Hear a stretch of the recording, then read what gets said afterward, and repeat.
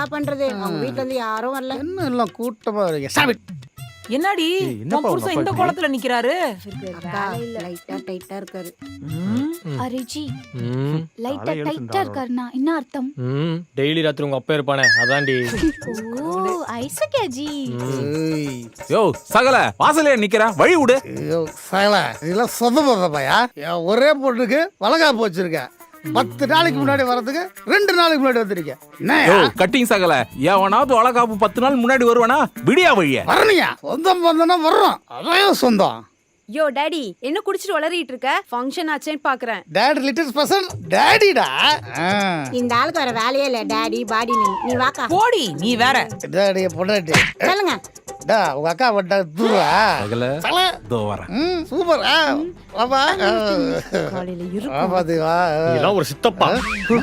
ஏய் யாருக்குமே அவளை விட பட்டப்பாட சரக்கு அடிச்சு